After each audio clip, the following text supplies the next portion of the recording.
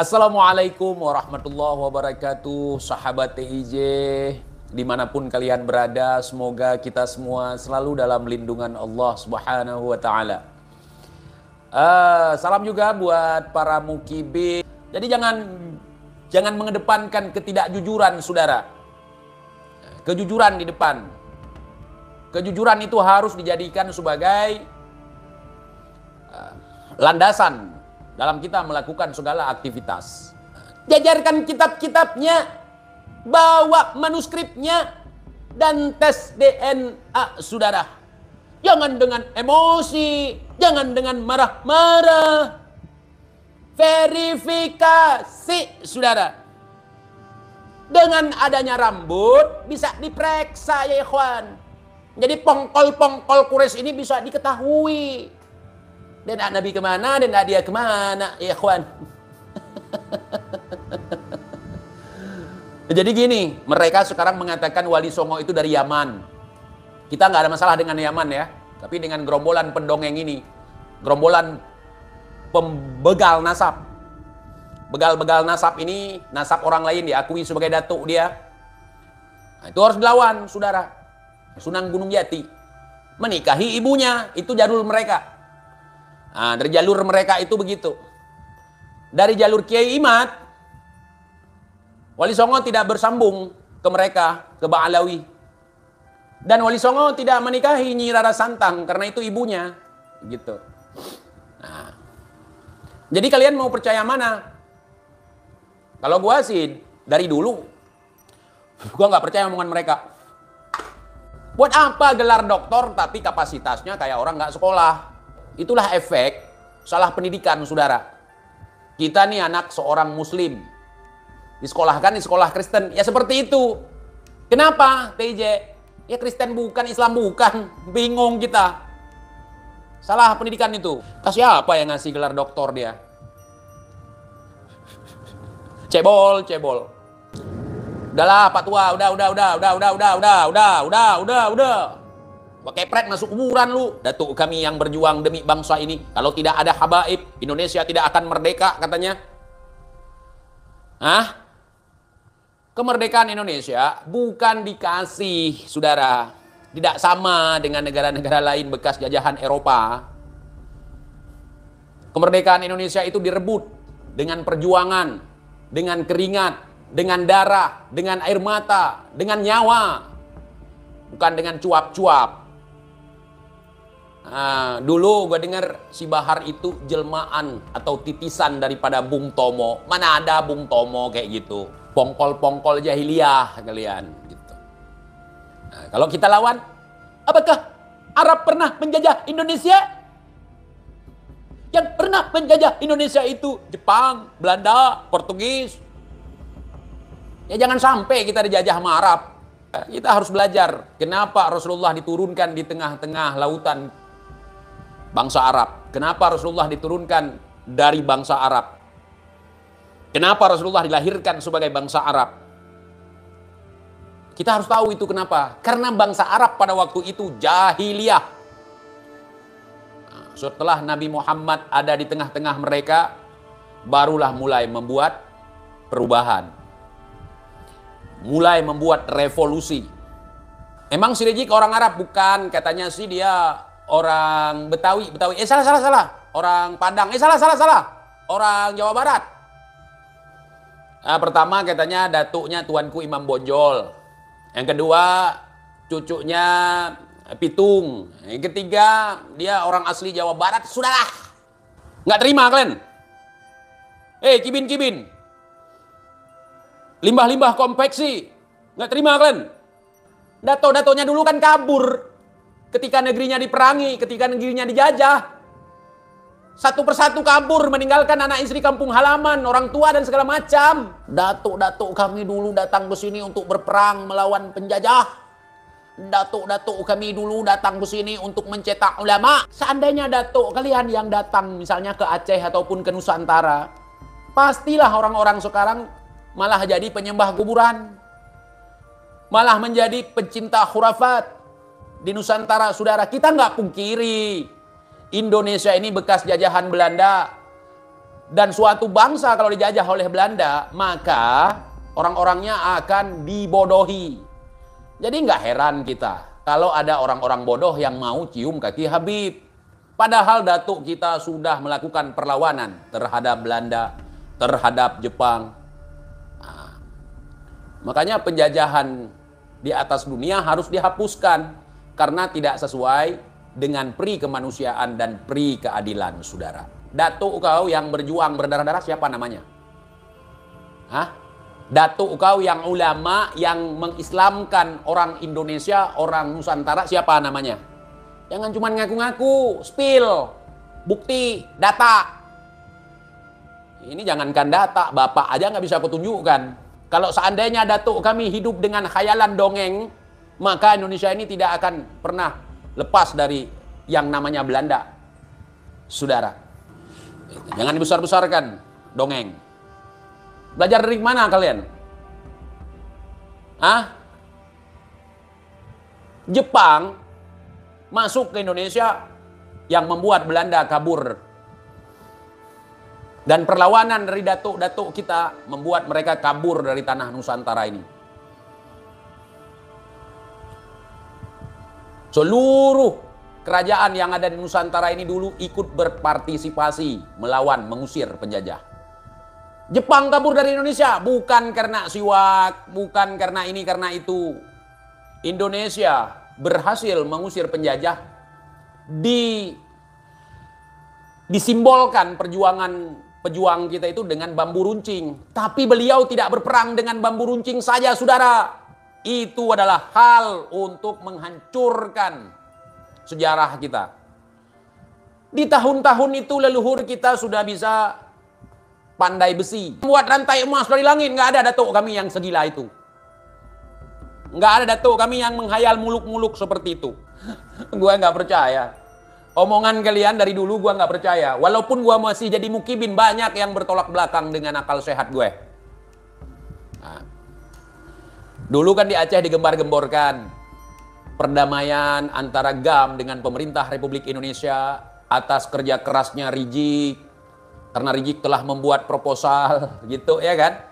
Kemudian syariat Islam di Aceh karena Rizik telah membuat proposal untuk mengajukan supaya di Aceh. Alah, orang yang berperang kau yang capek. Orang yang berperang kau yang pingin dapat bintang. Orang yang berperang kau pingin dapat penghormatan. Bilang aja kalau ente nggak bisa apa-apa, saudara. Tiap hari fitnah aja kerja kau. Nggak cukup orang kau fitnah, kau yang kau fitnah sendiri. Si Rizik sebagai juru damai di Aceh, fitnah itu untuk dirinya sendiri. Gus Dur dulu mengusulkan supaya Aceh dikasih syariat Islam. Karena ada dua opsi yang diminta oleh masyarakat Aceh waktu konflik itu. Yang pertama, pisah dengan Republik Indonesia dalam artian Aceh merdeka. Yang kedua, hak otonomi. Seperti sekarang. Walaupun belum terlaksana seperti apa yang dijanjikan.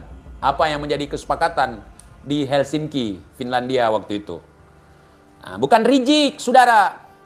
Upaya damai udah direncanakan bertahun-tahun sebelumnya.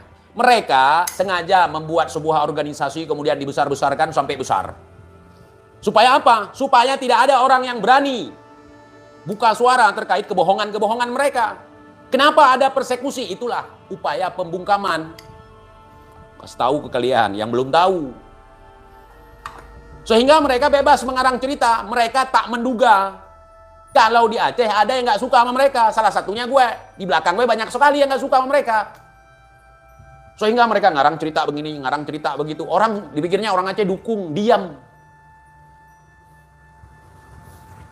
Gue nggak mau diam. Sejarah gue dirubah sama orang.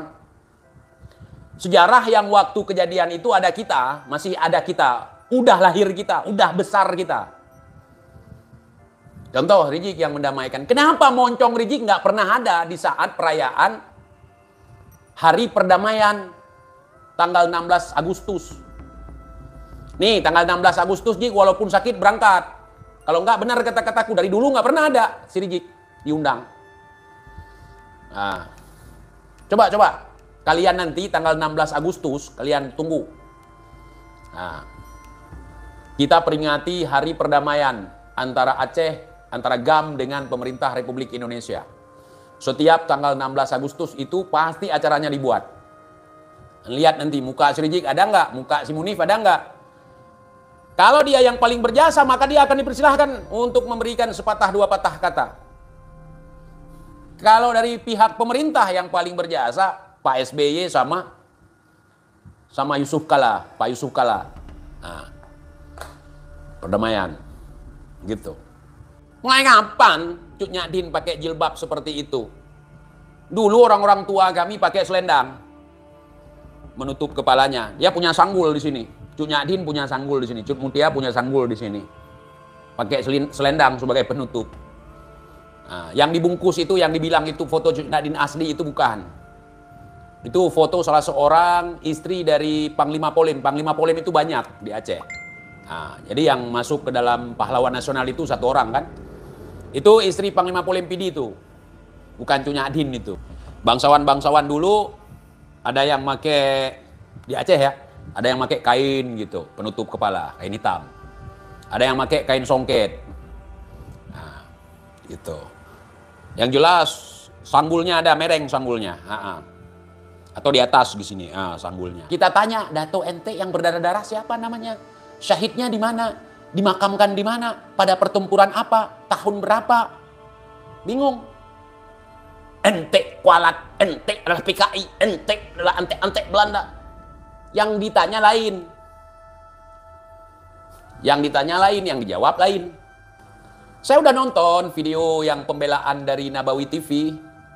Mau ngakak, takut dosa. Nggak ngakak, terlampau lucu. Memang kami tidak punya rangkuman seperti kalian dibahasakan dengan bahasa yang indah, supaya bisa terdengar di telinga-telinga para limbah konveksi. Gitu. Yang ngaku-ngaku dengan diakui beda. Nah, kalau ngaku saya juga bisa ngaku, saya bapaknya si Bahar, kan bisa saya ngaku.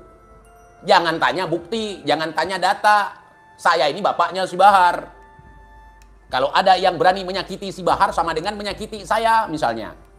Jadi husnudon aja kalian. Saya ini bapaknya si Bahar, husnudon aja. Kapan debat sama Tengku Kori? Kalau benar tunjukkan keberanianmu. Bukan keberanian kalau benar. Kebenaran kita tunjukkan. Kita sering mendengar narasi-narasi oleh para mukibin, di mana mereka mengatakan bahwa Kiai Imad pemecah belah.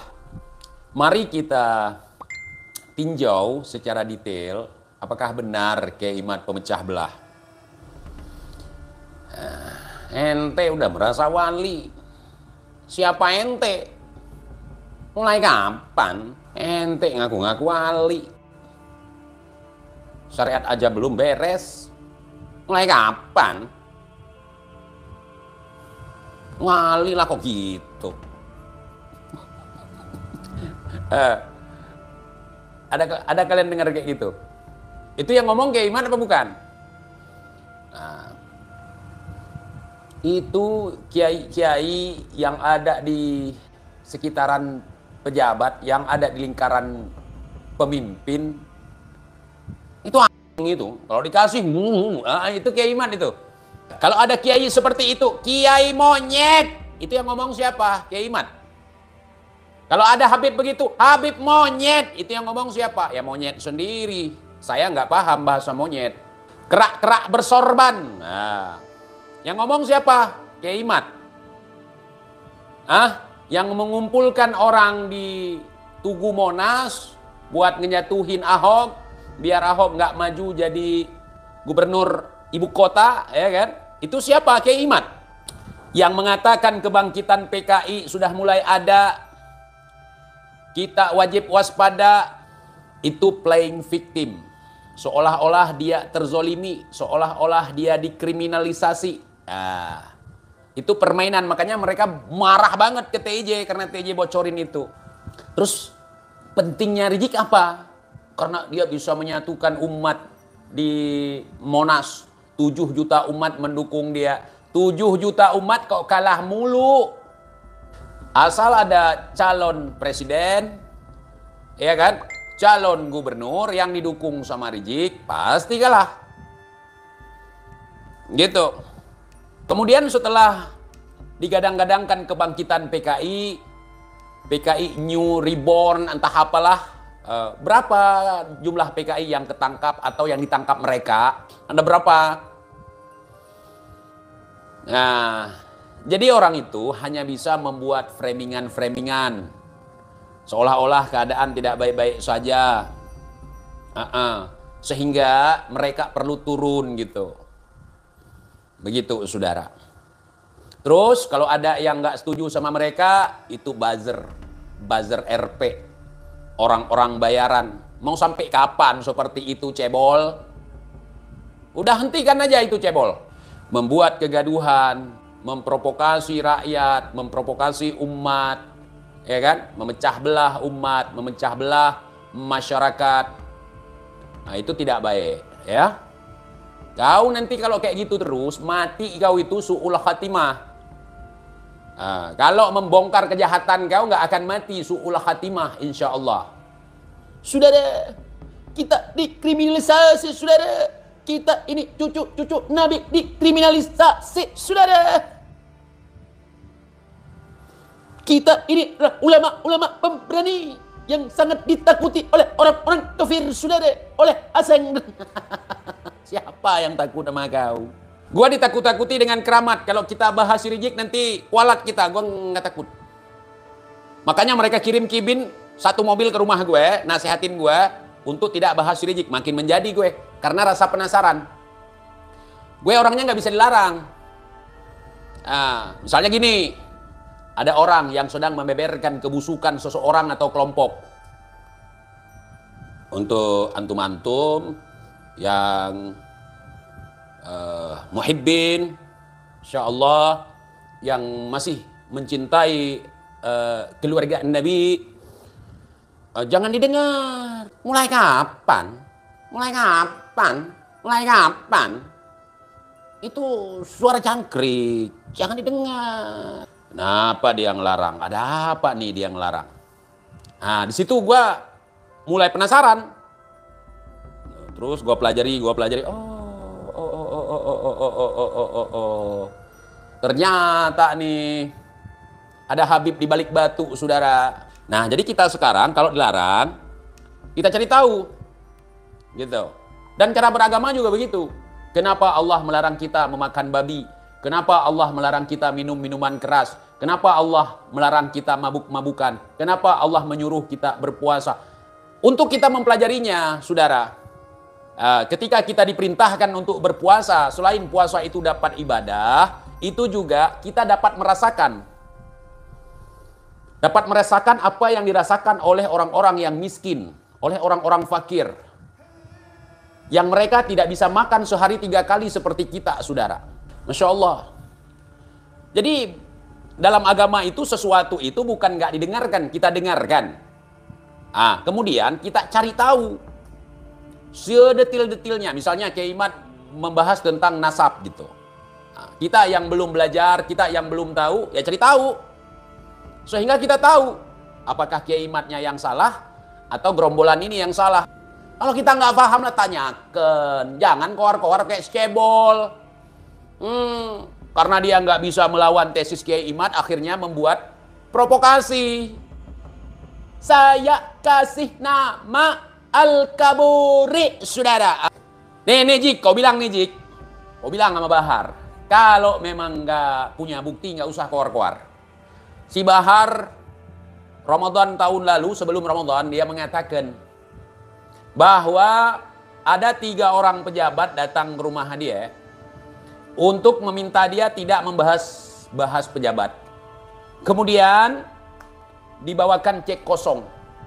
Terserah ente mau ngisi berapa. Mau ratusan triliunan pun boleh. Nah, spill pejabatnya siapa? Gua masih penasaran omongan dia. Pejabatnya siapa? Ya kan? Nah, buktinya di mana? Biar gue yang laporin. Gitu. Biar TJ yang laporin. TJ nggak perlu turun ke jalan koar-koar, nggak perlu. Biar TJ yang buat laporan. Nah, Kau tunjukkan, jangan cuma bacot doang. Si Rizik buat keramaian sepulangnya dari pelarian selama 3 tahun. Di saat pandemi. Kita tahu di masa pandemi itu tidak boleh ada kerumunan. Tidak boleh ada keramaian. Tuh Jokowi bisa, Jokowi presiden, kau siapa? Kalau kau pingin seperti Jokowi jadi presiden dulu. Tunggu masa jabatannya habis, kau ajukan kau buat naik. Kan ada 7 juta umat yang dukung kau. Kan gak rumah kau bisa mengumpulkan orang di depan Tugu Monas. Selain daripada komplotan mereka, PKI, Syiah, Wahabi, ante-ante asing, paling banyak menggunakan HP yang kulihat Kibin, itu HP Cina rata-rata. Nah, tiap hari ante-ante asing. Yang paling banyak di TikTok mereka, istananya menjadi istana iblis. Aduh.